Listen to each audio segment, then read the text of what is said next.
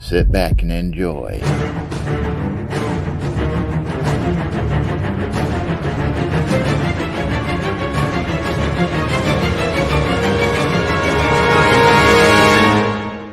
As we dive deeper down into the rabbit hole and into the unknown.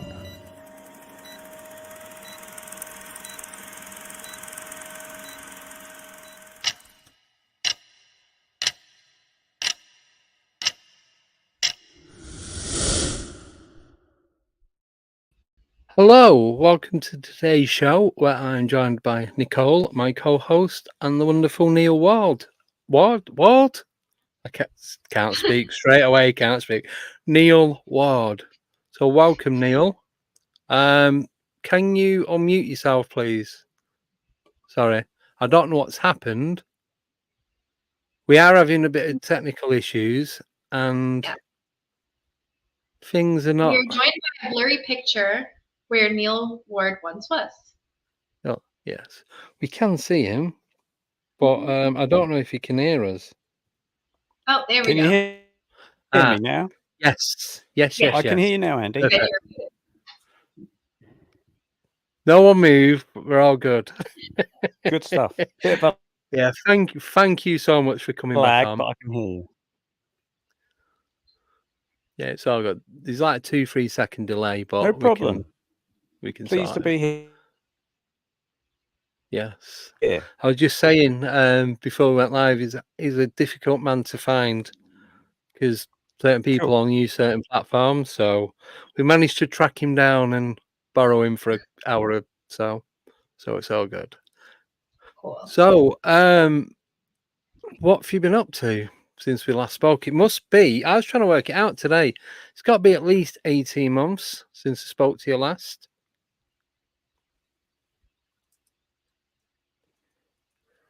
Yeah. Let me think. Well, I'm now living in Dorset. I'm now married. Hence the name change, because last time I think I spoke to you, it's Neil Geddes Ward, but now it's Neil Ward. I've dropped the Geddes. Yep. Coastline with my lovely wife. And I am still writing the book. I think I told you last time this book Encounter. And basically the book has been picked up by a publisher, Arcturus Publishing,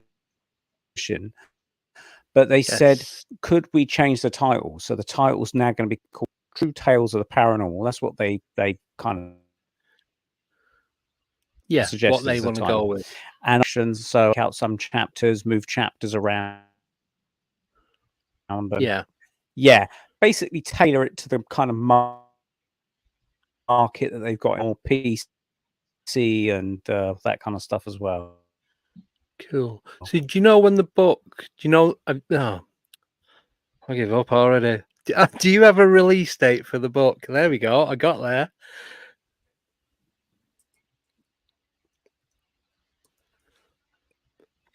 A release date?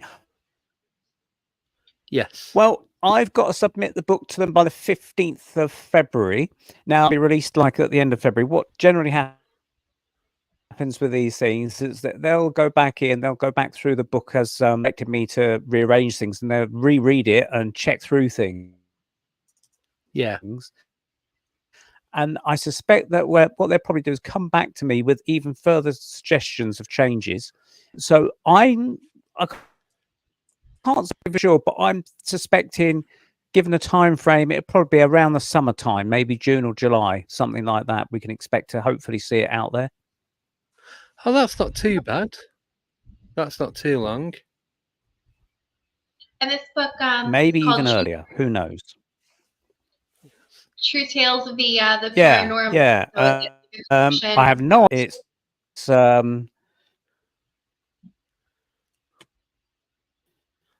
they may decide to do the cover themselves, or I can say, would you like me to do the cover? Of course, I'll charge them for that. The advent of AI You can just type in what you want with the cover, and just 2 minutes. Oh yeah, so easy.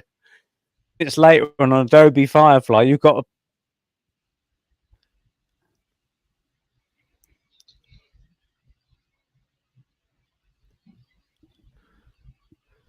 Yeah, it dropped then. Sorry, Neil. We missed the last bit.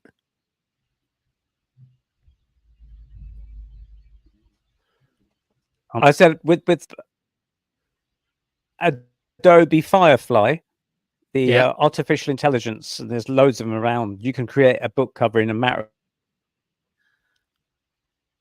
of 5 minutes, suggestions, and yeah, you can tweak it and stuff. Cover in mind anyway. But I might suggest a book cover. I mean, I might have a. There's nothing written in my contract to say I have the final. I've got a lot less control over this book than rather than the previous ones. Previous book that I worked on, but you know. Yep. Yeah, we'll get there. You'll get there even. So fingers crossed it comes out as early as. Nicole was just asking, do you want to repeat the question? Yeah, so the book is called True Tales of the Paranormal. So is it a collection of your stories, of other people's stories that you've collected? What's the paranormal? Well, actually, it's a collection of my research through over maybe a 15-year period, really, out in this second draft. But they seem a little bit reluctant for me to include my own personal experiences, but they do want me to talk about other experiences, witnessed paranormal apparitions, ghosts, and various sorts. Yeah. So experiences in there as well. And my own viewpoints, scientific research into the paranormal as well over the last century and a half. Oh wow, so quite a big timescale then. This book is literally years in the making. Yeah. I mean, the thing is with paranormal research, like if you go back to the Victorian spiritualism, William Crookes, and they medium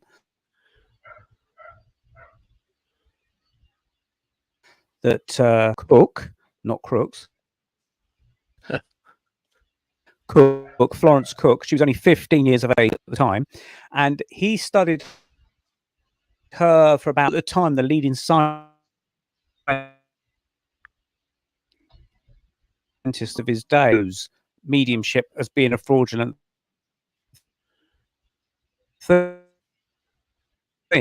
But after 4 years, at least as far as the materialized spirits demand, and this is what he was doing. And this medium, Florence Cook, she was producing a manifestation of this woman called Kate Ear in her life. She was a bit of a pirate. Oh, right. And so she'd come back basically to atone for her sins of bad ways as being a pirate. And one of the ways of doing it was to come back and basically tell the world to step out to be studied by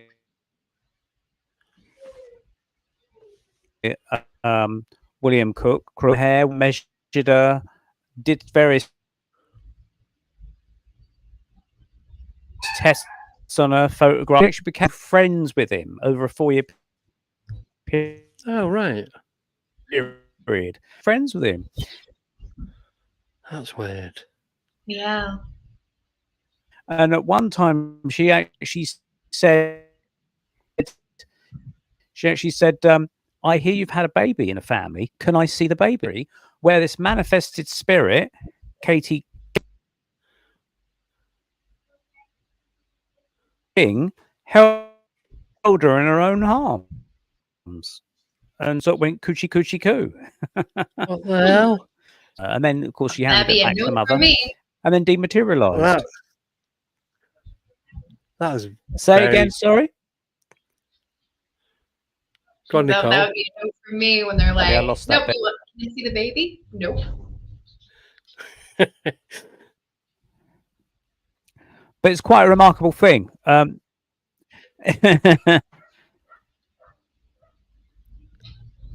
But they got loads of that called John King, and he came through various seances. Yeah. There's even photographs in 1974 by a spiritualist, genuine phenomenon, and it really was Katie King, or they were masquerading it. I can't say, but they claimed it was again the same spirit, Katie King. Oh. Seems to be just keep coming back. Do you know of anyone else that's managed to contact this Katie King?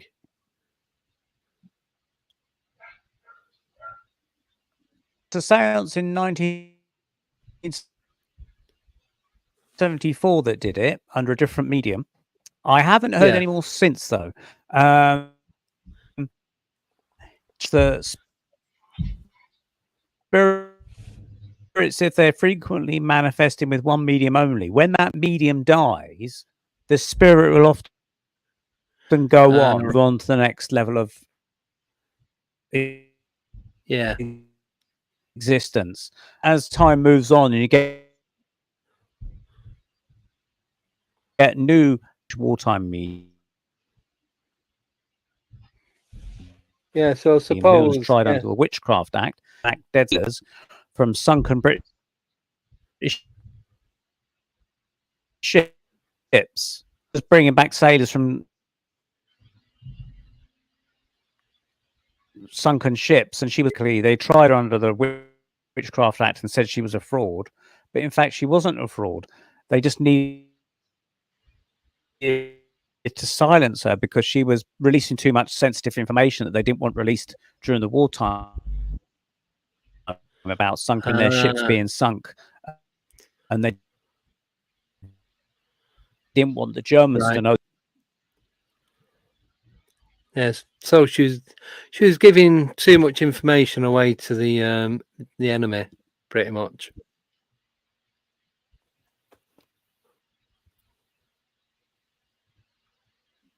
Has he froze? And they would jump up and shout foul or fraud or something, and that's where it's set it in motion. People would switch on the lights, which is not a good thing in infrared in the dark. Yeah. Oh. Because that's very sensitive to daylight, and so that there was a Brazilian medium in the 1920s called Carmine Mirabelli, who was able to spirit in out of the air, and they'd float down from the sky and land in the garden or something, and be tested by scientists and engineers and all sorts of officials of the Brazilian government. Oh, right. Oh, sorry, once. Right.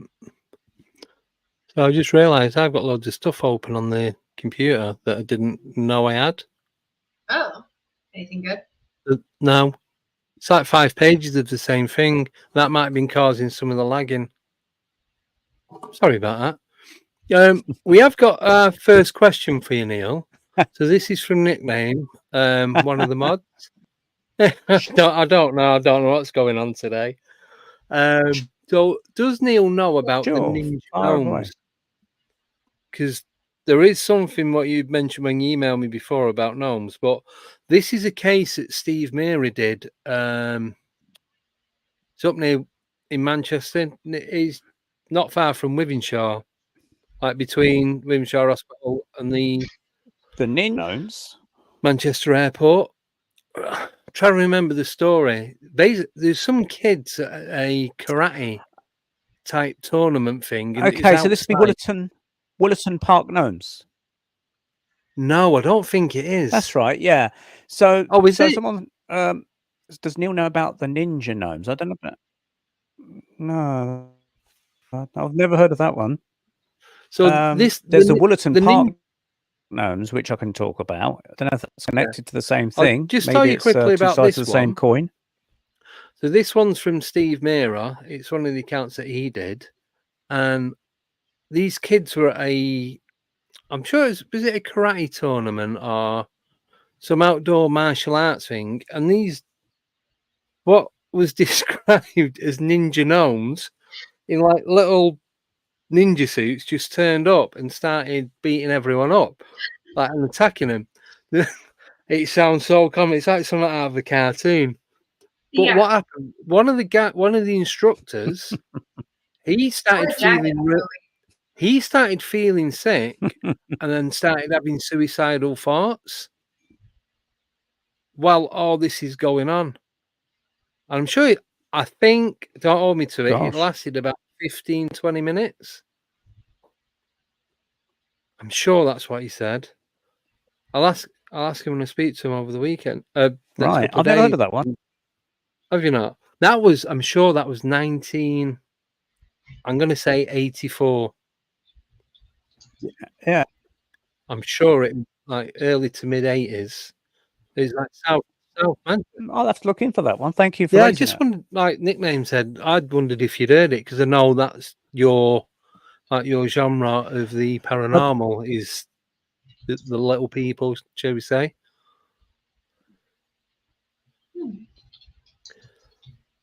Yeah. So I'm interested in something called the. Yes, I love this. Willerton Park in I might be wrong on the county, but I think it was in about 1978 or 79 in September. About sort of 6 or 7 kids, were playing at the edge of this park just as it's starting to get dark. These that emerged, and as these lights got bigger, there seem to be about 60 gnomes in total, 2 gnomes per vehicle, but these vehicles were like cars, except they didn't have wheels. They seemed to hover a bit like Luke Skywalker's land speeder type of, because they would float over logs that are in the park, and they chased these kids around the woods, but they weren't being horrible. They were doing it in a fun way, apparently. Does it sound familiar? Yeah, so basically, they were getting chased around. They were described as having beard.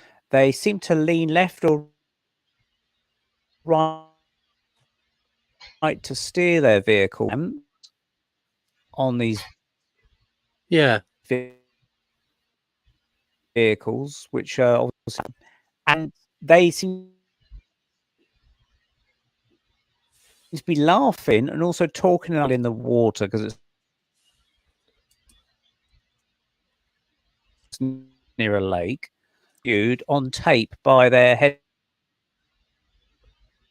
headmaster, who got to hear about this story because all the kids were talking about it at school, and he interviewed them separately. All their stories matched up pretty quick. That strange beings have been seen there. I think Marjorie Fisher, who was a researcher into a fairy kind of census, wrote a book about fairies and things. She had written about people in the 1920s, and then someone in the 1930s said that they saw small beings coming out of a small bush, and they're all dressed in small coats and hats and things like that, and they climbed in a tiny little boat and floated out to the other side of the lake behind a bush. And this lady that saw it, and yet she saw it herself. Yeah. And so she told her nephew about it at dinner parties many years later. And then this nephew had some friends around, like sort of 60 years later, from an old friend of his from university or something, Lilliput type figures. And basically they're describing pretty much the same sort of characters, small beings near this hedgerow in the park behind the bush, was dressed in small hats and coats and jackets and things like that. These gnomes in the park, but many different people over a period of many years. That's strange. That really is. Yeah, so many people are seeing the same thing. Then there's got to be something to it. Yeah. Totally bizarre. But I've never heard of these.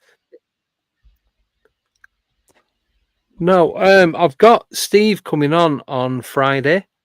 What I'll do, I'll ask him to talk about it again, and then I'll try and remember it, and I'll drop you an email and give you a bit more detail.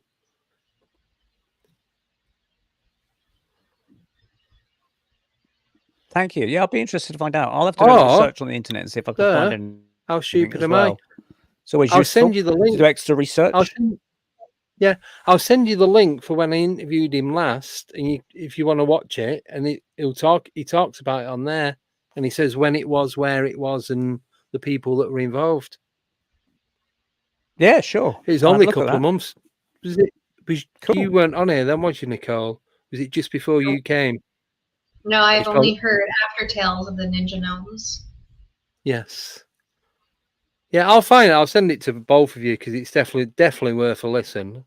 It's it's funny because of how bizarre it is, but it's also quite creepy as well because of what the people went through during and after. It's just, proper messes with your head.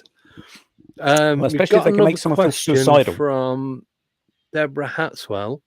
Now, this is a good one because Kate Hairgo Ray mentioned this when she came on the other week, but I don't know if it's going to be the same one.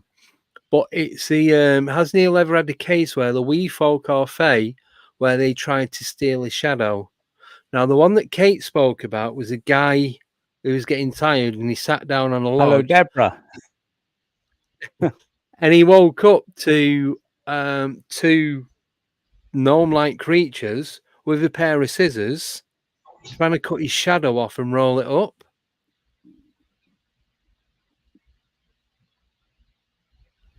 Yeah. I think Deborah knows about this one by the sounds of it. Yeah, that's a fascinating story. That's if it's the same one. Yeah, carry on. Yeah, the story I heard was from the John Walker film, The Fairy Faith. Right. O'Dale.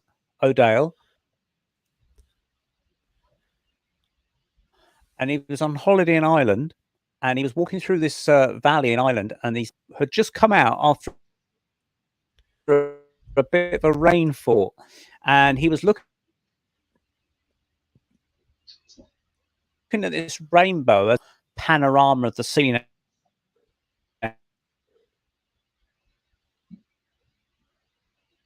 ahead of him with the sun and the rainbow and the clouds and everything distracting me. And he looked down and he saw this small woman who I would think is probably what they call a brownie or a boggart type of creature, small woman about a foot high, leathery looking skin with a leathery kind of hat on. And she wasn't pretty by any stretch of the imagination. And she was trying to cut round the sole of his shoe with an old style pair of sheep shears. And where his shadow extended under this being, if you like, and he was rolled, and he said he didn't know what to think. No. He just stared at both and went, "Oi!" like that. And they suddenly sort of gasped, thinking he can see us. and they went whoosh and just disappeared just like that. And he said, I dread to think what would happen, because they could have stolen his shadow and got away with it. And it makes you think, how many other shadows have they stolen? But the other thing is, how do you steal a shadow? Well, And that were only a foot high yeah, each or something also happens? defies physics that we understand it. So clearly physics needs a bit of a revision. yeah. Yeah. And what happens if they do steal your shadow? Does that shadow become a shadow person? And is that shadow part of your soul? Don't know. I've just got that in my head that I know shadows emitted by sunlight. They could be I get stealing all his that. part of his soul, I think. Yeah. But yeah, it's almost as if because going to cast a shadow, because if you think back, it was raining. Yeah. And no shadow would have been cast, so they needed a definite to come out. And so it's almost as if, like, as soon as the sun comes out, they pounce. Yeah. Could be. And do you get a new shadow every time you like go into the sun and out of the sun, or is it the same shadow? Like once it's gone, is it gone? May as well ask me algebra. So do I? I'm trying to. I've got part of your message. Shadow. I guess it was automatically created, but Yeah. it's almost. I mean, that's the way he perceived it. But it's not necessarily the case of what they were coming from another. I suspect that what they're doing has to be almost like translated into a frame of reference that we might kind of understand. And so translated into a shadow being slightly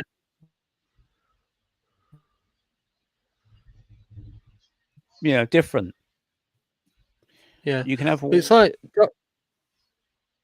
more than one shadow. Yeah, I guess you could if the lighting's correct. But now thinking about that, if you've got lights coming from different directions, obviously they're going to be artificial lights. So is that creating an artificial shadow? Is it? Do you only get a true shadow from the sun, from natural light? Straight down the rabbit hole with that one. But to me, that'd make more sense. I suspect they need real shadows rather than artificially created ones. That's what I was just thinking. So then what would happen to you if your shadow was taken? What do they do with the shadows? Do they get paid for taking shadows?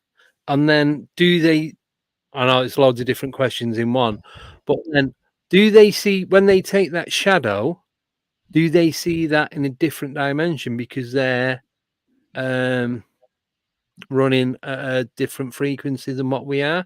They can shift between frequencies if they can come in and out of our realm.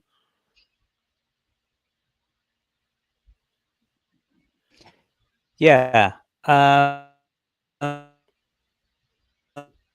Interviewed on my own Paranormal Peep Show podcast last year, and he's put together this thing called the Faeries census, and he told me a story that had been relayed to him via his census website, where people submit to the Faeries census website all their own encounters. And this guy said he woke up and then similar beings, by the sounds of it, on this guy's bed, two small old women, maybe a foot high, very haggard old women, brownies again, possibly, eyeing him up like one eyes up a horse at the market. Oh, so they're weighing him up for as if to take the guy him. was just a commodity. And they'd be like, yeah, yeah, like... or to take something from him, shadow or his soul or something Yeah. Something. Maybe they can see. Maybe they can see something that we can't. Rengis in Star Trek. Yeah. Well, you know, like some cultures, they don't They're like their photos hovering in and out of our frame of reference. Yeah. Who don't like their photos? Some cultures don't like to have like their photo taken because they think that it steals a part of their Oh, soul. So yeah. maybe the shadow, you know, being an image of you, has some kind of weight Yeah. like that. They believe it's going to take their soul or something. Yeah. Yeah. Mhm. Makes sense. It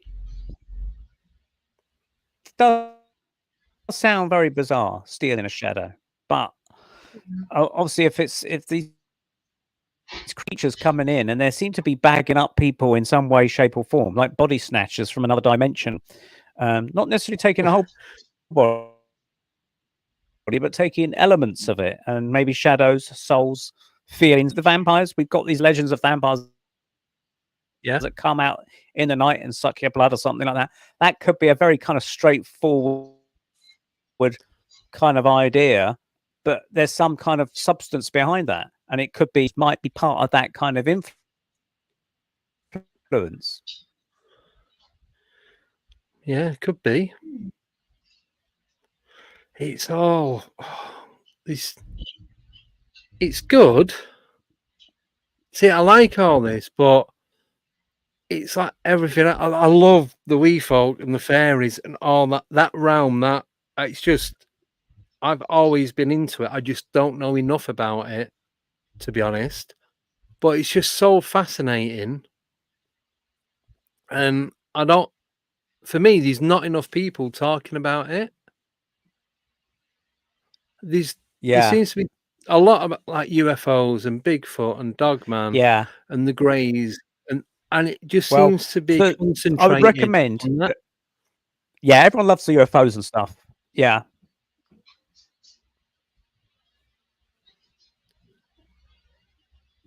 Sorry, go on, yeah. Neil.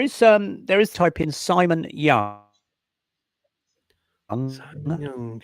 Yeah, if you type in Simon Young, the fairy census, you'll come up with his stuff on the internet where you'll be able to view lots of encounters that he's collected. And I think he's put them in a book form. You can actually download as a Yes. PDF. Completed the Yeah. fairy census 2 now. Yeah. It's taken So him quite a few years. Yeah, I've just typed it in now. It But says Marjorie Fairy Fisher, the Census lady I 1. mentioned earlier, was the first one that did like the original one. Ah, right. Okay. So it says 2014 to 2017 PDF, and you can just download it and save it. So Mhm. there we go. 400 pages of fairy encounters. It's just you can download them individually as well, each account. Yeah, there's going to be lots of information in that, into that kind of world. Yeah. There's a lot on that page. Yeah. Lots and lots on that page. Oh yeah. But so I know I've probably asked you this before, Neil, but do you know if you've had a fairy encounter of sort, whether it's a fairy, a gnome, a goblin, gargoyle, gnome, I don't know, whatever you want to call them?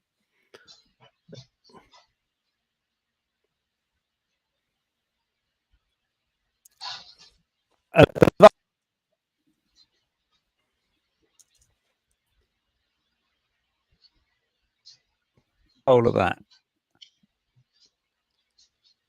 Say again, sorry.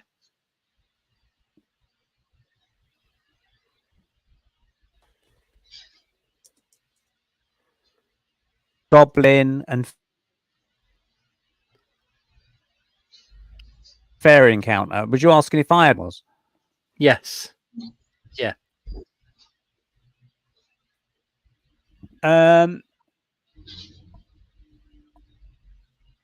I have done psychic readings. I still do psychic readings. Ooh. But one, but I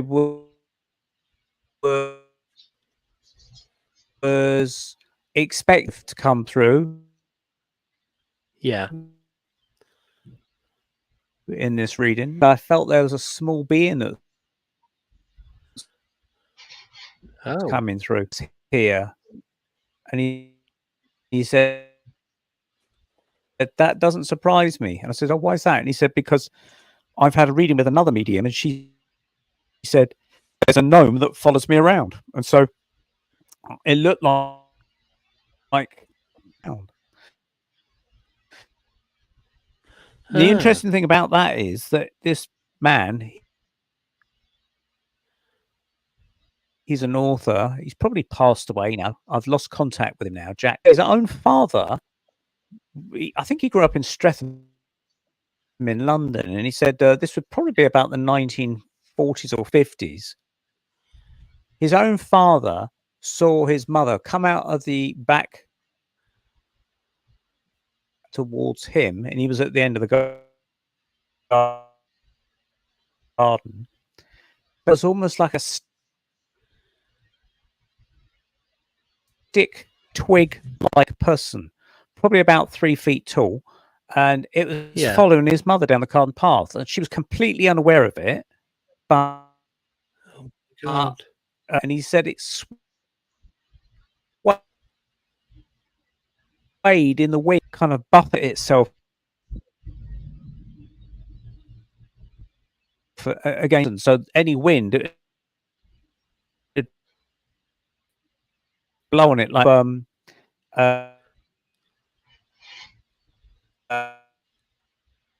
stay upright. Happened to it. All I heard is that it followed her down the garden path, and it must have vanished, I presume, after that. But he always recounted that, and yet he was a pure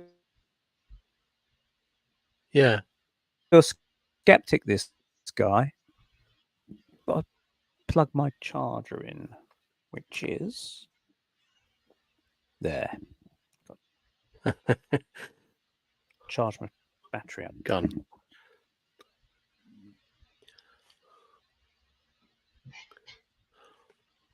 Right. No, it's not.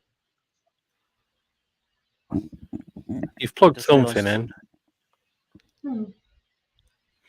So I'm just going through the comments. So the persons here, all the channels is joking to. If Andy doesn't care, I'll tell the channel is all old stories. Yeah, that's fine. Go ahead.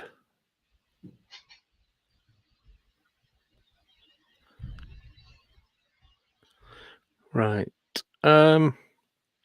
We have got. Do you want to do the next question, Nicole?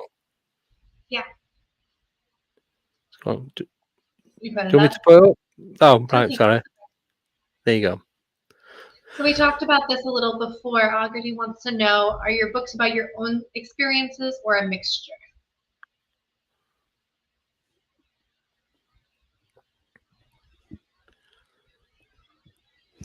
Right.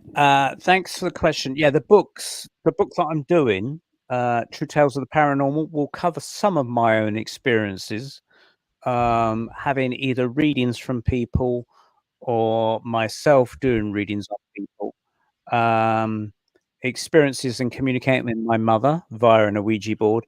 But most of the book concerns other people's experience, whether it's with the fairy kingdom, the fae, gnomes, materialized spirits, haunted houses, that type of stuff. I talk about the famous case of the ghosts in York, which was Harry Martindale, who was an apprentice plumber in 1953, who was, I say excavating, he was actually putting some pipes in a cellar in York, and was surprised that he could hear this horn blowing, and it got louder and louder and louder, and he was up a ladder trying to sort of work out where this noise was coming from, and below him suddenly all these Roman soldiers marched through the wall suddenly, and the sheer sight of that frightened him out of his wits, and he fell backwards off his ladder and hid in the corner of the cellar and saw these Romans come through the wall, and they marched straight out the other side of the wall. He said he could even hear them talking.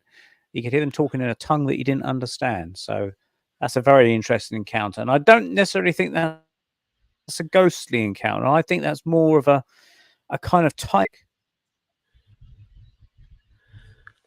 Yeah, like stone tape, residual. Mhm. Something that just Do you playing over and time over. slips and residual Well, there is a haunting were stone tape theory, but I actually don't even think it's the stone tape theory. Oh, Yeah, you see, I know there's residual hauntings and there's stone tape theories, but what Harry Martindale gave a few clues without realizing it. He actually said that these people were splattered in mud. Now, the ghosts, if I can call them ghosts, were sighted about 7 years later by the then caretaker of the Chancellor's House in York, and she too sighted Roman spirits, if you like, or ghosts, but they yeah, too were horses rather than marching. So it was a slightly different scene being played out. And now the interesting thing about their accounts is that both Harry Martindale and the line were both sighting them in their winter times of their years. So I wondered that the ghosts that they were seeing were like acting out the scene as they were, like say 2,000 years before or 1,000 years before, in their winter times. They were like peering through a window in time because they're covered in mud, which suggests it's raining, it's wet, it's not a yeah, summer's day, and they've been splattered in mud walking through puddles or something, which suggests rain. You see, so I wondered if the fact they're seeing them, like if they see them on a Friday afternoon in 1953 in December, they're seeing them that Friday afternoon in 350 AD, also in December, in their winter time. This is yeah, what gave me an idea that maybe they were seeing them through time rather than a recording, because the fact that yeah. they were doing different actions each time they were seen. Ah, so more like a time slip than a recording. Just my theory, but Yeah, I'm pretty, no. We'll go with that. yeah, a time slip, a window in time. I mean, there's a lady called Jane. Yeah, no, there's a lady called Jane Roberts, a word called Seth, and he used to come through all this wonderful information. Yeah, But one of the things happened at once, and so the analogy I give to people to try and explain that, imagine if, okay, I know that we got CDs and MP3s and all that sort of stuff, but if the old days we used to have records, and you'd buy an LP and you buy the little markings on it. yeah, But in order to play the LP, you'd have to put it on a record player, and you'd put the stylus on the LP, and it'd go through the groove, picking up the track, and you'd play it in linear time. But if you then took yes, it off, you're about to see all the music all at the same time, to see all the tracks on. Those yeah, tracks exist at the same time. They're just sequentially across from each other on the record. So that's how I see time, yeah, is that everything is existing all the same time. But when you're in the stream, like we're in a live stream, when you're in your life stream, yeah, you have to go through it in a sequential motion. We're going round the groove of the record, so to speak. And so I think that what yes, they were doing in Harry Martindale's case is that they were peering across the record to a previous time that still exists. yeah. That's what I think. That is probably Yeah. one of the best explanations I've heard anyone put. That's Yeah, it I'm lays it out well very impressed with that. Mm-hmm. Thank you. That just makes a lot more sense, because stuff like that As is long as really as difficult long as to people try and understand the explain. concept of records and LPs. Yeah, Yeah. yeah. Like you said, you can see it. You can see each line, but you're on one of Yeah, them. I mean, You another way can't of be on all explaining of them it, at the same time. explain it But you for can people see. that maybe much more okay with TV. Yeah, Yeah, so if you go into, say, a TV shop and you want to buy a TV, you might see 10 high definition TVs on display, and they're all playing different channels. And one's a Western film, one's a film from the future, a science fiction film, and one is a film from the Second World War, and one is a film from present day. They're all playing at the same time. You're looking at all from a different perspective. You can see all those channels, and you may even see the same actor in the different films playing different characters. And that's where you can take the idea of reincarnation. That same character keeps popping up in different roles, looking at all the screens, sees that actor playing his roles out in those different films from different time periods. Yeah. Makes a lot of sense. I'm going to use that one. You don't mind, do you? I'm going to steal that off you. I like the record because anybody who knows records skip. No. Yeah, I actually use that concept for a guy that I know in the States that I run the Paranormal UK radio network, and he understood it. He says, I like that explanation, he said. Yeah. Like Nicole just said, records can skip. So if you're on one time and it skips, then it goes to that, then you've got to physically bring it back to where it was previous. Mm-hmm. Yeah, so I like that. Yeah. Messed me head up, but I like it. Yeah. Right. Are we good to go for a 2-minute break? Mm-hmm. Is that all right with you, Neil? Cup of tea? That sounds good to me. Excellent. But make sure you come back. Mute. Neil, when you come back, sit in that position with the microphone exactly where it is now, because the audio and everything is absolutely spot on. So perfect. No problem. Right, we'll see you in about 2 minutes. See you in 2 minutes. Cool. Okay. Bye-bye.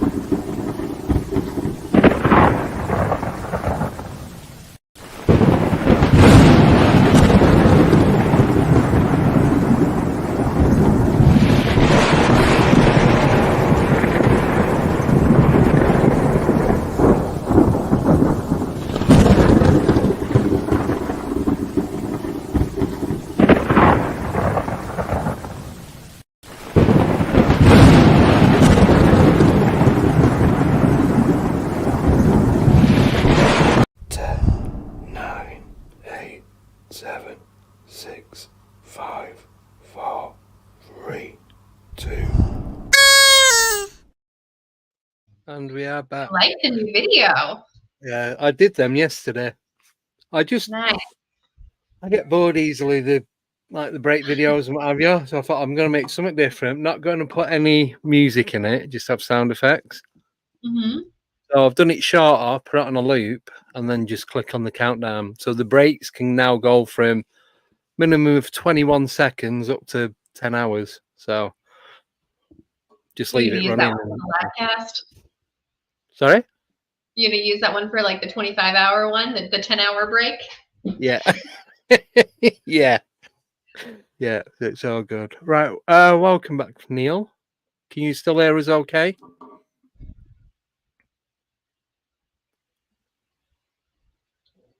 Uh-oh. Please say yes. I can hear you just about. Slight Okay. lag. Right. Yeah, I think there's about a 5-second delay. But we're getting there and it's good. We can hear you and it's not lagging so much now. So it's just a delay that we've got to work with. I think we can do that. Yep. Right. We have another question. Okay. And it's from Chris Evers from Outer Limits magazine. And he's asking, question for Neil. Are you still working on your artwork? And do you still broadcast your wonderful show on PA UK? Now, I was going to ask you about the artwork because you did mention that you was going to talk about some of the stuff that you do. Yes. Yes Amazing. and yes. I have to answer. Yeah. So I am still working on my artwork. That is something I still do. You can see an interview with me on Ben Emlyn Jones's channel. That's Ben the JR Reporter. No, Ben JR Porter, John Radcliffe Porter. But it's Ben Emlyn Jones on YouTube. And if you go to a video of his called New Year's Day 2024, she came down and stayed with me New Year's Eve, and I took him out to a Portland lighthouse. And then we did an interview in my summer house where we're talking about all these kind of subjects. And then after that, I think we cut to a brief guide of some of the artwork. I can actually show you a little bit of the artwork. If I hold this up there, if you can see that there. Oh yeah, that's one of my pictures. Bit in the dark a bit, but it's not very clear in this light. No, but yeah, so I still do the artwork. I do commissions and things, and I also still work on the Paranormal UK Radio Network, which is PA UK Radio. So we put out a show once a month called the Paranormal Peep Show. And it goes out on YouTube on my channel, Neil Peel, the Paranormal Peep Show. And it also goes out as an MP3 download or stream on the PA UK Radio website. And also goes out on Podbeam and Spreaker and all the other podcasting channels once a month. Normally on the third Thursday of every month it goes out. Yeah. Cool. So yes, hello, Chris. Yeah, I've watched a few of those. So I do need to watch a lot more. It's difficult trying to watch everyone's when you've got to do your own as well, as you probably know. It's more time consuming than I could ever imagine. Put it that way. Of course. It's good to watch other people's stuff though. Yeah. Mm-hmm. Yeah. I do, because I drive for a living. I do get a chance to listen. I do get a chance to listen to a lot of them on podcasts, which makes it a lot more easier for me. But there's some days I'm in and out of the van all day, so I don't get a chance. I get like 2-3 sentences, and then I've got to jump out and then back in again. So I'll do it when I've got a bit of a distance between work. So you got to start listening to them sped up. I listen to them on like 1.75 time, just like consume as much as humanly possible. But then everybody talks like this, and I look. Yeah, but no, it's still good though. Still good. Mm-hmm. Yeah. Yeah. So I actually used to listen to Chris's show on the Paranormal UK Radio Network. That was always good to listen to him, and I forget his name now. But yeah, Chris used to do a show on the Paranormal UK Radio Network with Philip Mantle, and I always enjoyed their shows. Yeah. So yeah, if you're still doing it, Chris, put some stuff up. It was enjoyable. Yeah, because I was talking to him the other week. He said he's going to be putting some more stuff out. I don't know if he has, but I should be talking with Chris at some point tomorrow. Oh, good. Because I'm doing this 25-hour podcast, and Chris has helped me out quite a bit. Just like the organising it and getting people on. So he's going to be coming on doing a bit of the co-hosting in between. Wow. But I do need to speak to him because I've got to send him some links that he can send to some of the people that I don't have contact with. So, yeah, busy day tomorrow, put it that way. Mm-hmm. What I was going to say, yeah. So with Sounds a your marathon, it is. I've had to book time off work. Not that I'm complaining about that. Did you tell them It's why always good. you're taking time off work? Say again, sorry. Did you tell them why you're taking time off work? No, I've not told work. I've told 2 people at work because one of the guys actually watches the show, but he didn't know he's already subscribed to it, and then he started work, and he's like, "Am I subscribed to your show? That's so cool." I'm like, yes. So yeah, but yeah, I've not told everyone. There's like can count on one hand the people that I've told. So yeah, so I'm going to be sorting that out. But yeah, going back to the artwork, because I don't know if I'm right or wrong on this, because you used to work, or do you still work in TV?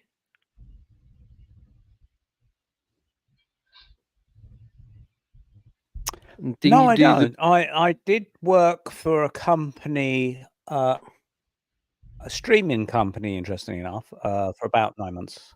Yeah. I used to work at various companies. I've worked for Sky TV, for a broadcasting company in London. Ah, right. Okay, that's where I'm getting mixed up then. For a while, and then I was, yeah. So, but I don't work for them anymore, and so now I'm writing this book full time and doing my artwork full time at the moment, anyway. So I'm trying to juggle a few things at the same time. It's difficult because, like, you know, you can only do, you only got one set of hands. You can either type or you can paint. Can't do both at the same time. So one has to give. But as I got a deadline for the book, the other one is a flexible deadline to get this commission done of this Zombies Dawn of the Dead film painting, which I'm doing. You'll see, if you watch the Ben Emlyn Jones video New Year's Day, you'll see a snippet of that painting that I'm talking about in that video. Ah, right, okay. After our main interview, but it's near completion. It's just got a few more dabs of paint, and it's then be ready to be delivered. So, but yeah, then after that, I'd start another picture. Always busy with things. Yeah. So how are you finding doing that now? Doing that full time? Is that what you want to do? Is that your preference?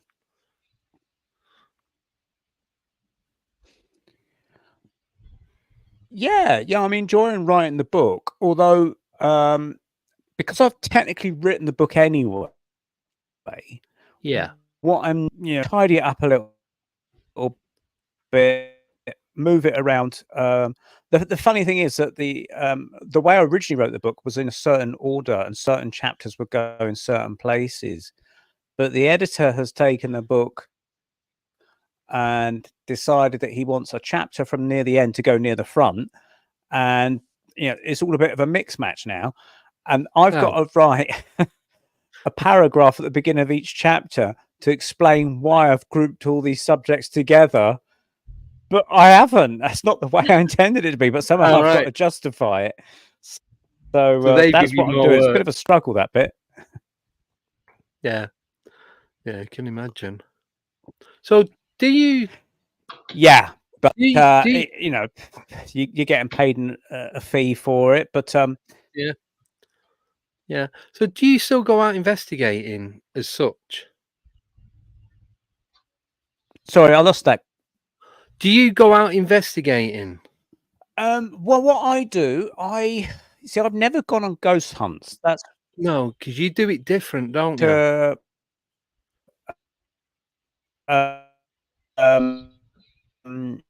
I don't know those people to do that sort of thing.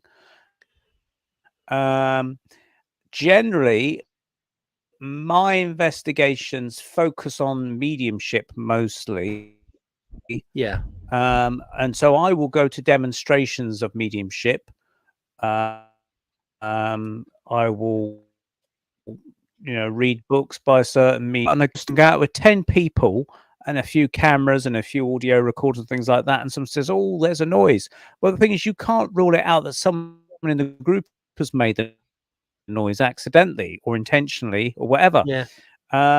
So I always find them a bit of a kind of, well, I know I can get results if I go to a medium and see that, I might get a reading if it's in a public setting, or if I pay, then I can definitely get results if I pay a medium.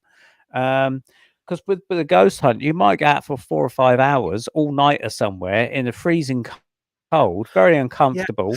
And nothing much happens. You get fed up, and there's a lot of doubt whether you've captured anything of anything.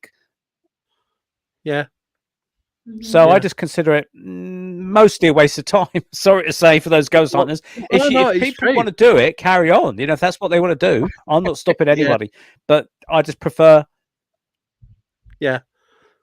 I've gone out. I prefer to try and get results this way, which is, I think, much more of a tried and tested method. Yeah, I've gone out when I first started doing this channel. I mean, a number of years ago, I went and saw this couple who didn't. It's right. Go on. It's right. Carry on. Yeah, I was going to say I went out a couple of years ago. Well, I'll say what happened was I was given a phone call at short notice, and there are people that do these Ouija board sessions in the Dorset area, and they've got like a 2-year waiting list. But I suddenly had this phone call saying, would we be the replacements, because they had a cancellation that night. And a friend of a friend basically said, I can get you tickets to see these people tonight. Are you willing to come along? So my wife and I said, yeah, we'll come along. And it was one of the best evenings ever, really, because my mum come through, and she'd only been gone like 10 months. Wow. And she was the last spirit, if I can call it that term, to come through. Yeah. And she came through crystal clear. And it's like texting from the spirit world. And the board is, the glass is spinning around the board so quick you can hardly keep up with it. Now, there's these people that will say, oh, it's you moving it, it's your hand moving it, and things like that. But I tell you, when the glass is moving so quickly and there's 4 people with their fingers touching lightly on this glass, you can't even see what the bloody words are saying. You're spelling it out, and you're sort of thinking, I don't even know what this is spelling. You're saying the words out, and then it stops. Then you have to kind of think, what did that say? And then someone says, it spelled out this. And you think, oh my God, And sometimes it spelled out things that I wouldn't have known the answer to. So it's definitely not us making it up. I mean, I've heard of cases where words have come through that are totally foreign to the people involved, and they've been coming through phonetically, and they're in the Farsi language, which is the Iraqi language, Iranian language. And the people that have been operating the board did not know. And it's only because there was a guy nearby in the pub watching this unfold that he could speak Farsi. He realized the message was for him, and he wasn't even touching it, you see. Right. So I know it's not us making it work with our minds, subconsciously pushing it where we want to push it. We're not doing it like that, you see. No. See, I did one of them a few years ago now, and we'd gone to it's called Horton House in Bedfordshire, and it's basically walls. There's no floors, there's no roof, so all the windows are open and the doors, and there's supposed to be like activity around there. And we'd gone one night. There's about 8 of us. And we'd split up into little groups. Anyway, we took a little table and a glass, and we did the same sort of thing.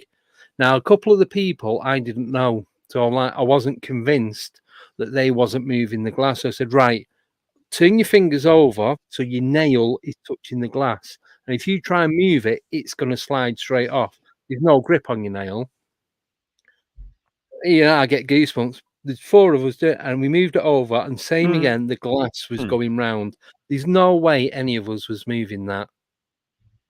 And it was madness. And we managed to contact someone, and we found out that this is also go on, carry on. Sorry, I was just gonna say she worked there. She worked in the kitchen, and we managed to. We was there a few hours, so we found out a lot of detail. And she was poisoned by the homeowner. She just worked out through the questions it was at. And this is middle of November. I had like 10 layers on. I had a ski coat on, right? And it's right up in the hills. It's like absolutely freezing. And as soon as like they poured bleach down her throat, my neck went bright red. My throat was on fire, and I had scarf, and I'm pulling I'm taking my coat off because I could feel my throat burning from the inside out. And as soon as we released contact from this spirit, it stopped. My God. And I'm there. I was shaking. I was freezing. But that was the last time I've done it, and because of the result of it, I'm a bit Interesting. Don't really want to do that again because it picked me for whatever reason.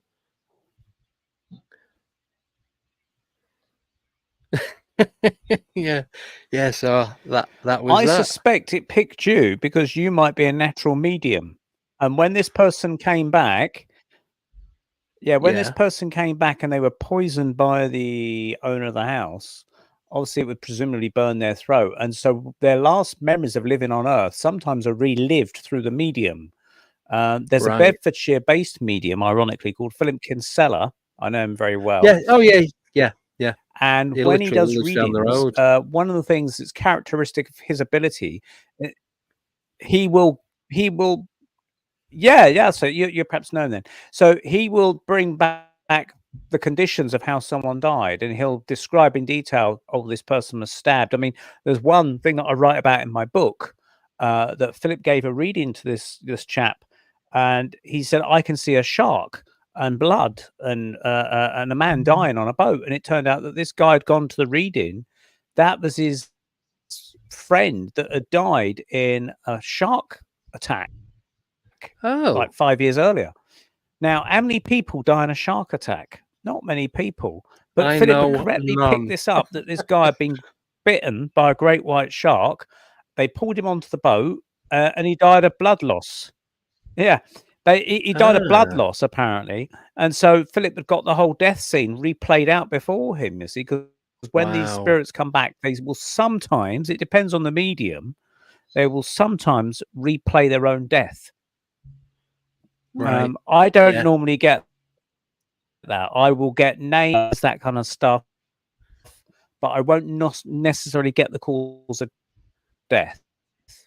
Sometimes I do, but not always. I'm more of a person that gets names in readings and stuff. Yeah, but getting back to the Ouija board thing, when people say, "Oh, it's you," sorry, say that again. I was gonna say, with the cup moving and everything. What was that you said, Nicole? Do you think that could be tapping into like collective consciousness rather than a spirit?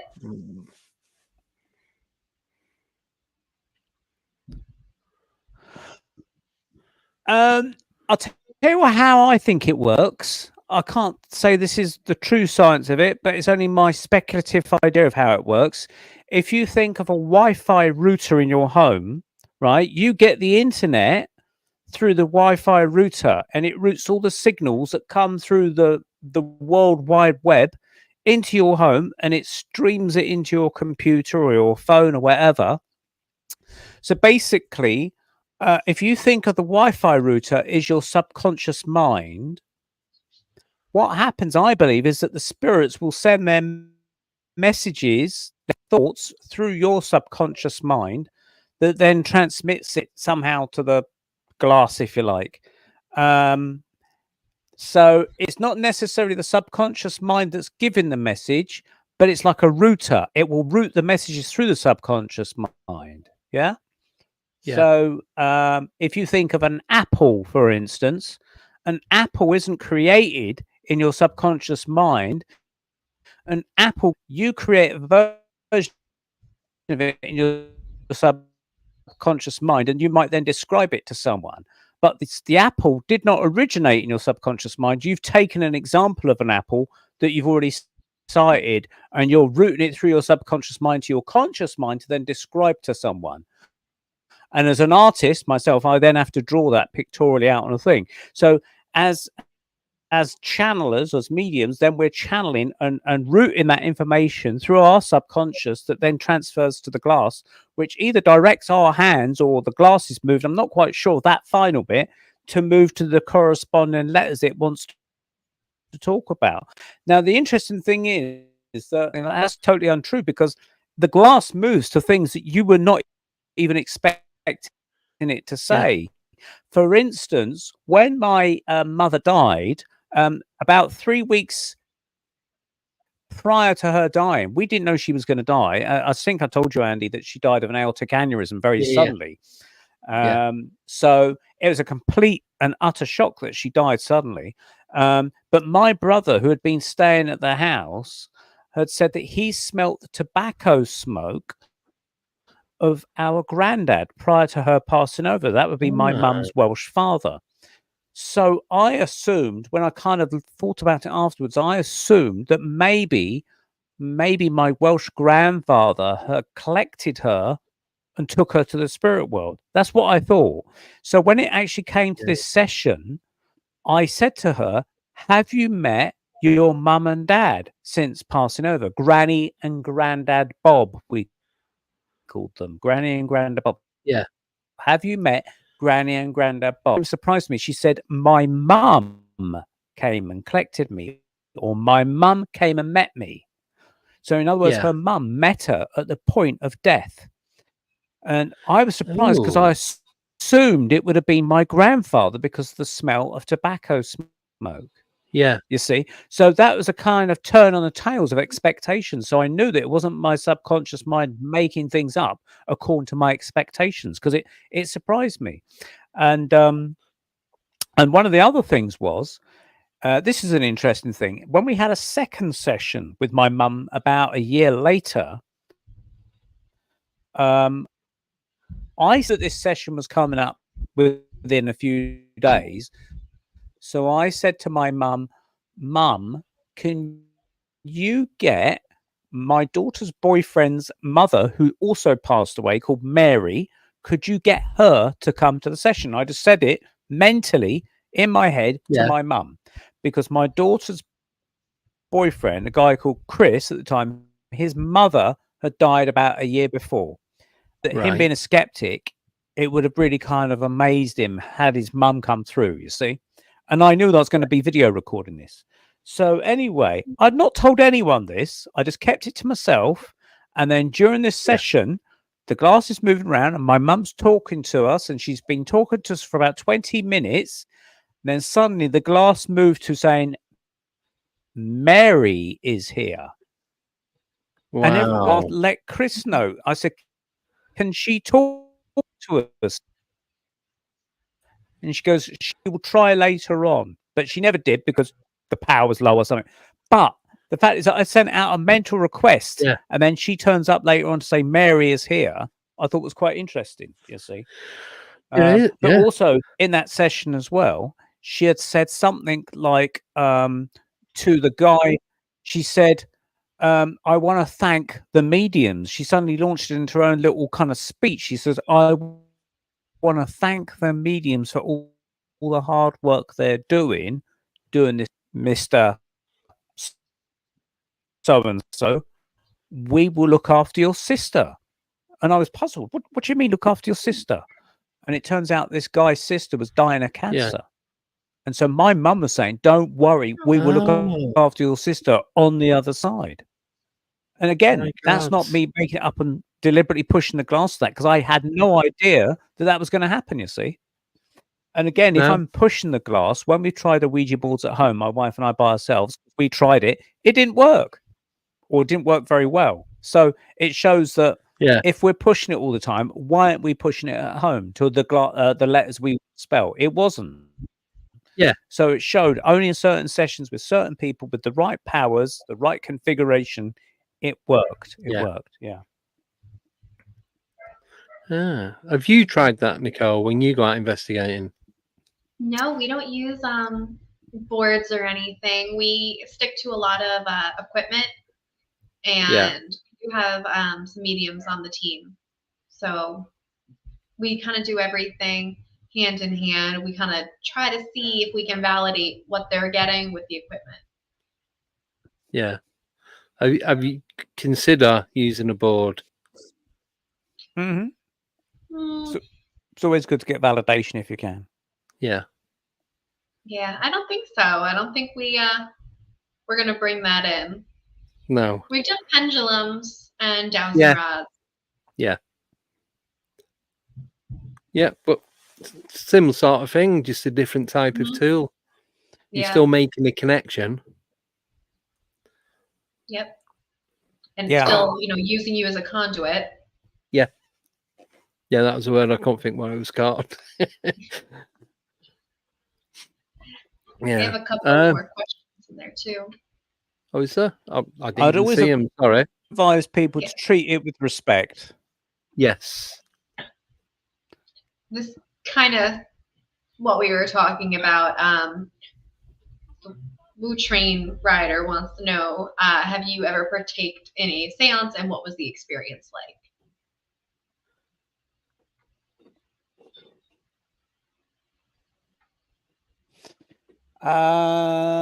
Yes, I have. Now, I should explain a séance. Most people might think of a séance of everyone gathered around a table with their hands on the table, touching, saying, "Is anybody there?" or anything like that. Now, Yeah. that's a very kind of Hollywood way of thinking of séances. The séances I've taken part in are what they call physical séances, and that's where supposedly phenomena, rather than just mental mediumship saying I've got your mother here, and she says, your name is Fred or something. This is supposedly where physical phenomena will happen. So someone might speak in a trance, or you might get a floating cone with luminous tape around it floating around the room, that kind of stuff.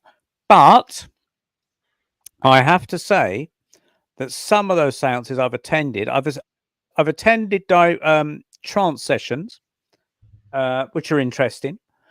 I've even done trance myself, but I've attended other people's séances where there's supposedly trance happening and also physical things, and I think they were fake from my experience. Yeah. They brought no one through that I could say I knew, and the information that they were bringing through did not bear any kind of relevance to me whatsoever. They started to talk about I was this in a past life, whatever. I thought, well, there's no way I could say that. And the guy that was doing this particular seance, he was wearing this is crazy sounding, but he was wearing a black curly-headed wig, dark sunglasses, a stick-on moustache. He looked like something out of a Quentin Tarantino film. Oh my God. And he called himself Freddie. That's all I'll say. He called himself Freddie. Wow. And it was as fake as something that I won't say. And as he was talking in trance, his moustache that is fake is starting to hang off like that under the sweat of him, and it's hanging off, and it's like, oh my God, this is ridiculous. And surprised you have the false nose on and the glasses. The cone was supposedly floating towards me in the darkness, and I think he was holding it, and he dropped it accidentally. And so they said, "Oh, Neil, can you pick up the cone, please?" And I'm thinking, well, surely the spirits can pick up the cone. They've been using all this power to levitate it. So I had to pick it up. They put it back on the table, and then the cone floated again. And that's because this Freddie was holding it in the dark. And of course, it would only float so far. It could only float within the arm reach of Freddie. It couldn't float down the end of the room or anything. It was absolutely ridiculous. So, yes, I have been to some physical seances, but a lot leave to be desired. Well, And then I did some investigations into this Freddie. The day afterwards, I went on the internet and typed in the guy's name. Yeah. What was that? Sorry. Oh, I was asking, like, what's the tell? I only heard like, a bit of that. When do you know that it's fake? I didn't get the whole of it.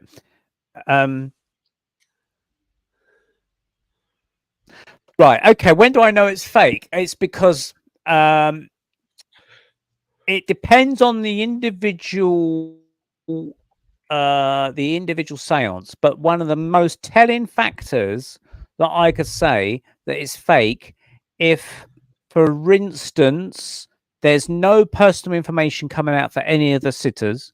So, for instance, a spirit doesn't step out from the cabinet and someone says, "Oh my God, it's my mother," and they rush and hug them. There's none of that happening. No. There was one guy was supposedly speaking in trance. And now, to speak in trance, you don't have to black out the windows. You don't have to do it in complete darkness. You can do it under bright lights. You can speak in trance. And yet there was this guy supposedly speaking in trance, and he was supposedly communicating with all these dead celebrities that he was bringing through. But we'd had to sit in the darkness, and he's in this what they call a trance cabinet or a seance cabinet, which is basically, if you think of a small wardrobe with a curtain at the front, he was sitting in there, and he was supposedly bringing back Quentin Crisp, the gay civil servant writer, the naked civil servant, Quentin Crisp. He was famous in the 70s as a writer. He was like one of the first outspoken gays of the 70s, and they made a film with John Hurt called The Naked Civil Servant, and it was Quentin Crisp based on his life. And so this was supposedly Quentin Crisp coming through this guy who was speaking in trance. The guy who was speaking through, and he says, "Hello everybody, it's Crispin Quentin here," and he got his name wrong. He got his name back to front, and you could hear people muttering in the dark to each other saying, "Shouldn't that be Quentin Crisp, rather than Crispin Quentin?" And I thought, he can't even get the bloody name right of the spirit he's supposedly bringing through. So it's just so obviously fake. And there was this lady sitting next to me that night, and at the very beginning of the evening, I said, "Have you been to any of these things before?" She goes, "No, I've never experienced anything like it." I said, "Oh, well, let's see what happens." And at the end of the night, after we had Crispin Quentin coming through with his name back to front, then we had Louis Armstrong, who couldn't even sing in time to his own songs that were being played on tape. It was an absolute farce. At the end of it, I said, "So what did you think?" She goes, "I thought the whole thing was absolutely rubbish." And I said, "Yeah, I have to agree with you." And we all went downstairs into this kitchen, because it was in this kind of center place where they had like a little kitchen area, and no one was going up to the medium, speaking to him and saying, "Oh, that was fantastic. Can you come and demo with me?" No one was going up and shaking his hand or anything. It was all rather embarrassingly quiet, and people just wanted to shuffle off and thinking, "I've just wasted 20 quid or something," and it was awful, absolutely awful.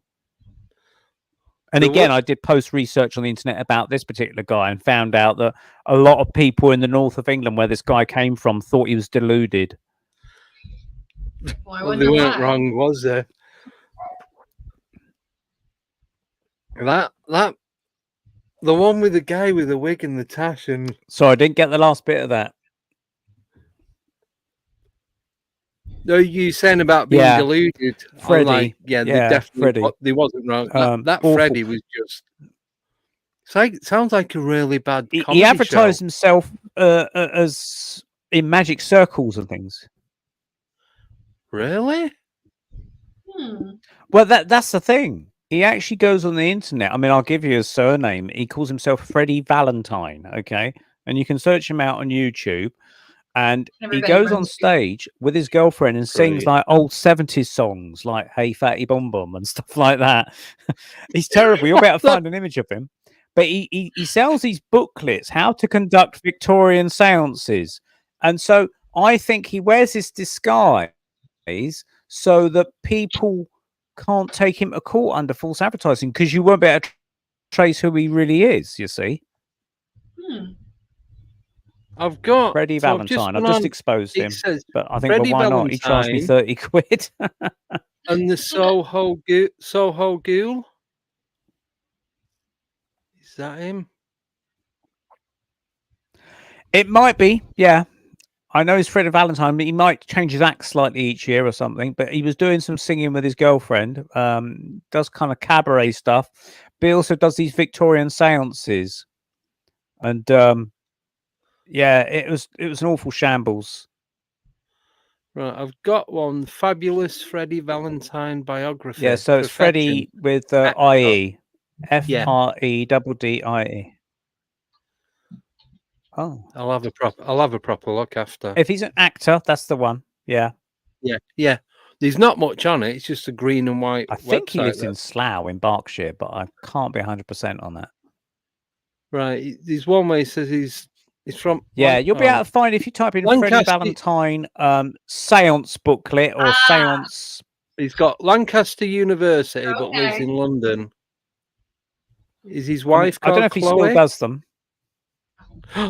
Lord I Freddie found Valentine. I found him. I can't remember what his wife. I don't know. I can't remember his wife or his girlfriend's name, to be honest. Can I? Do you mind if Oh, you I found him. add a Okay. picture of him? I Yeah, I need to think he show is on everyone. Facebook as well. I need to show everyone what he looks like Hmm? because this is just. Sure. Yeah. Don't sue us, Freddie Valentine. Are you ready? It's the cream of the crop of fakes. Oh my gosh. There's just tons and tons of photos of him. Yeah. Oh Yes, my but- god. That is Yeah, worse if you than imagine what I that moustache actually pictured. half peeling off in a sweaty kind of seance, and he's trying to tell you what you was in a past life. Yeah. Oh my And the god. thing is, it was this unwritten rule, the elephant in the room. You didn't mention the wig or the glasses or the moustache. You weren't to mention it, apparently. You know, I don't know why. But even the medium, there was another medium lady who I think was meant to be genuine. She said, Yeah. don't mention the wig or the glasses. It's an unwritten rule. You just don't talk about it, sort of thing, like a bad toupee, you know.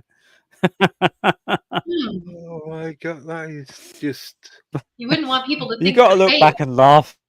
You've got to. But yeah, he turns up in my book. He's a phenomenon on his own, isn't he? Well, the thing is, he's ripping people off. Yeah. Oh yeah. Yeah. Well- I mean, he's ripping people off, really. But the thing is, he classes it as entertainment, and he would say, if he was ever taken to court, he said, "Well, I was entertaining them." I say Yeah. that in my adverts, you know. But this is why I Yeah. think he does the disguise, because you can't tell who he is under that. You see, No. so it makes it very No. difficult to take him to some court or something, or trading standards or something like that. You see. Yeah, because it's. And they say, well, Neil paid 30 quid to be entertained, nothing more. You know, that's what he was there for, to entertain me. But You- it you'd wasn't want- put that way across. It was a seance. Come to a physical seance with Joe and Freddie. Yeah. But he's Well, written a I whole know he's- booklet, and he sells it in like these magic circle kind of clubs, in magic groups on the internet, how to conduct a Victorian seance. Hmm. Ah. Of course, I feel a Oh. mug for going there, but my friend said, "Oh, it's fantastic. You go along there." But I think she was a mug. She was, what's the word? Easily manipulated. Yeah. Yeah. Well, the thing is, So I went on the unless- strength of her authority, and I went like maybe a couple of days Yeah. later to see another demonstration. Yeah, the thing is, if you don't go to these, you're not going to find out firsthand if they're legit or not. You're just going to take what other people say, That's right, whether yeah. oh it's crap or Yeah. oh it's really good. That's right. Yeah. You want to go because you want to find out what is actually happening. And yeah, it costs you 30 quid, but Lessons Yeah. learned. But Yeah. you know, having said Wow. that, I've gone to see mediums that were absolutely totally brilliant. You know, and they didn't need to wear a disguise. They said who they were. They said they weren't classing it as entertainment. They say treat this as an experiment, which is what they say at the Spiritualist Association of Great Britain. When you go to any demonstration of theirs, they say treat the reading as an experiment. Don't treat it as entertainment, or we're going to tell you the whole truth, because we don't know if it's going to work or not. So treat the whole thing No. as an experiment. And if it works, it works. If it doesn't, it doesn't. And I've even got my money back from the I had a reading and it was just terrible. And I complained about it via letter, and they said, okay, Yeah. we'll give you a free read. But I thought,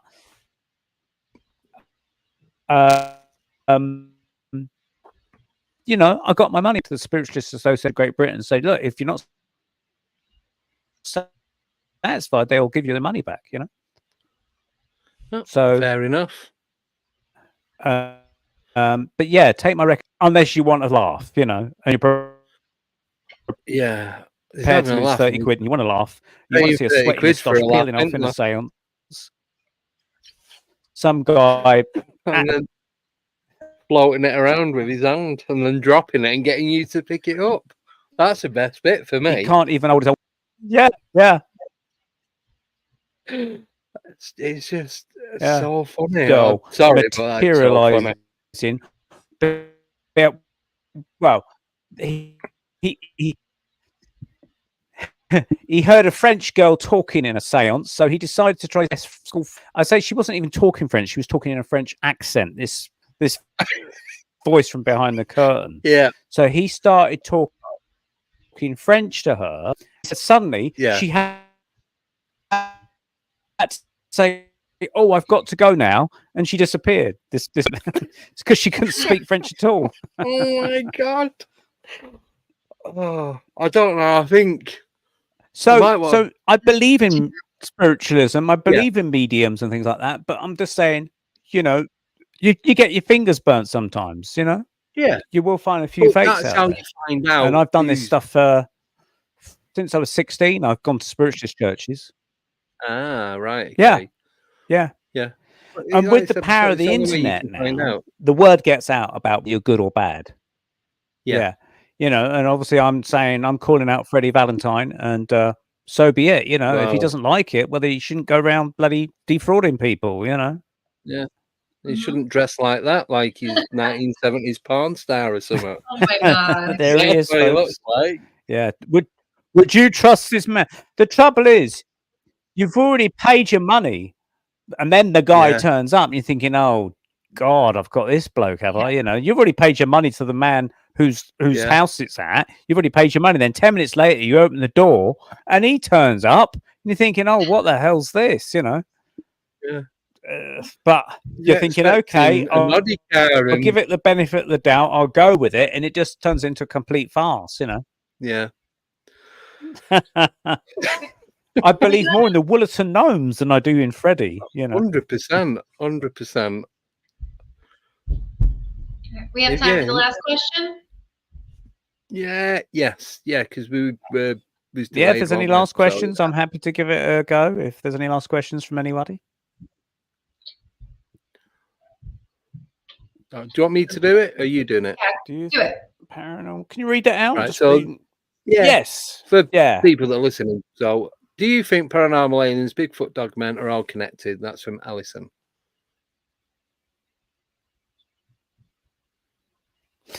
Yeah, although on the surface they seem to be separate things by themselves. I mean, as a group of researchers, we kind of bung them in the same big pot called the paranormal. So, in a sense, they're all things outside the normal experience. Yeah. But we kind of then have to sort of say, well, this isn't normal. Seeing a man that's a dog walking down the street, this isn't normal. Seeing a great big hairy ape fella. Or this isn't normal, someone being abducted by an alien. So that's why we call it all paranormal. Now, there are suggestions that a lot of these things are kind of not here all the time in our world, that they're coming through portals or something. That's what some people believe. Where sometimes there's aliens or UFOs landing, there's also a lot of activity to do with, for instance, Bigfoot or Sasquatch. And whether they're connected or not, I can't absolutely say. But I mean, I've heard reports where people have been taken aboard, for instance, a UFO being abducted, and they said see a Bigfoot on there, and they're thinking, hang on, that's a Bigfoot. What's that doing on a UFO sort of thing? Yeah. But that's what they say, and they said it sounds outlandish, but that's what they say. So maybe they are connected in some way. We still haven't got enough information out on all of them individually to kind of put the whole jigsaw piece together. But there does seem to be some connections. I mean, John Keel, the researcher who wrote Operation Trojan Horse back in the 60s, was under the opinion that he said that I call them ultra terrestrials. In other words, they're UFOs are not from outer space. Deliberately bring other phenomena through to detract us For instance, you might start finding out reports of Bigfoot over in one corner of the woods. You go and investigate, but it's while you're investigating that, the aliens or ultra terrestrials can do what they're ever doing on the other side of the woods to get on with things undetected by yourselves, you see, because you're distracted by the other hand. The magician always has the hand saying, watch this hand, but don't look at this hand, type of thing. And it could be that with these phenomena, you know, whilst you're seeing a dog man going down the street, 10 people are being taken aboard a craft, but you don't know. And some people think. Yeah. I Element of can't distraction. say that's the absolute truth. But yeah, I do believe they are all connected. Yeah. No, thank you for that. Yeah. And quickly then, the last question. This is from Elaine Ogety. She's asking, do you ever see what they see at the same time? I'm guessing she means in the mediumship. That's the only thing I can relate it to. Mm-hmm. Do you ever see what they see at the same time? I'm not quite sure what you mean. Do I see what at the same time? I think like the mediums, are you getting or what they're getting? like other mediums, for instance, if they see... Okay, so if I'm, for instance, at a demonstration of mediumship and a medium says, I see a little old lady in the corner here, can someone take her? I won't necessarily see the same little old lady because the spirits are kind of transmitting their information to the medium's brain rather than my brain. Now, I do mediumship myself. I mean, I was doing a demonstration of mediumship the other night, but I don't really see spirit. I might get a feeling of spirit within me. I see pictures in my head. Right. Okay. So if someone says they see a lady behind you, yeah, I mean, I've looked, I've never seen a lady behind me or anything like that. As I say, I don't see spirit myself, but I do pick up spirit. I might sense them. I get what they call clairvoyant images projected into my mind. So for instance, the other night I was given a message to a girl and I saw a maple leaf and I said, I'm getting maple leaves with you for some reason. You know, can you take that? Do you have some liking for maple leaves? And she said, as a youngster, because as her dad come through, she always collected leaves. And then I saw the leaves being rolled up to make cigars. And I said, I'm seeing these leaves that you're collecting being made up like cigars. Did you ever, strangely enough, roll them up like cigars? And she goes, yeah, I used to pretend they were cigarettes because my dad used to smoke cigars. So I used to roll the leaves to make cigars like him. So this was the dad giving me that information through. So I got these memories through that I was having to then relay, but I never saw the dad. I never saw a spirit or anything like that. I've always been one of these people that can get the information, but I don't necessarily see the spirit. I might sense what they're like, but I don't necessarily see them. Right. No, I hope that answers the question. Yes, thank you. We have run out of time.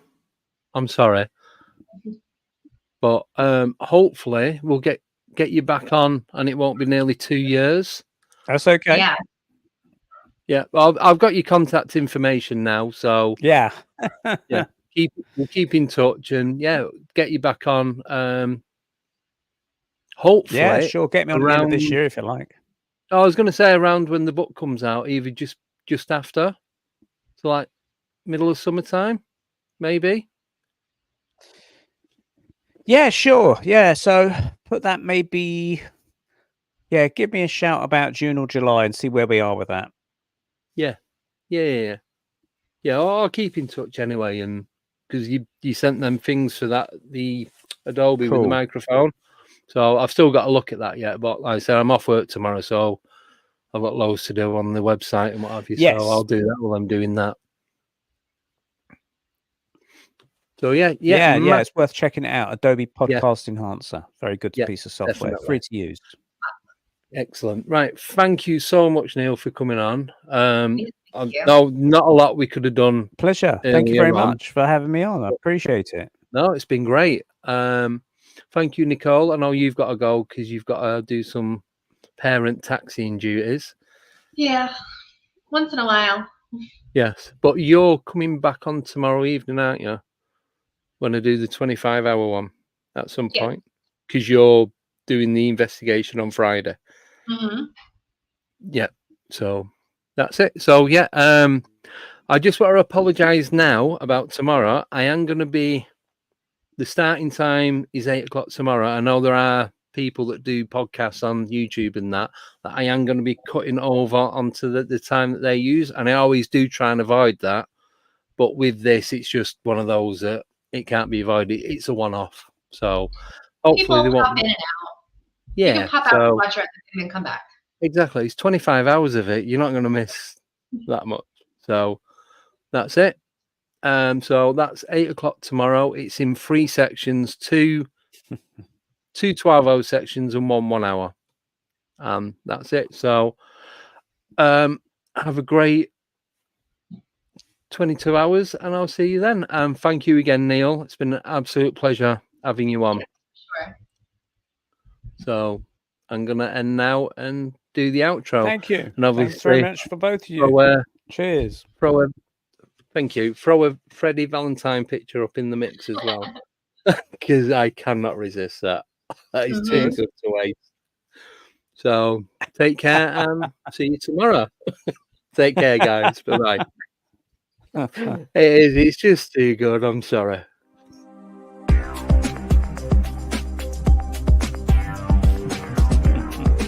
Good night.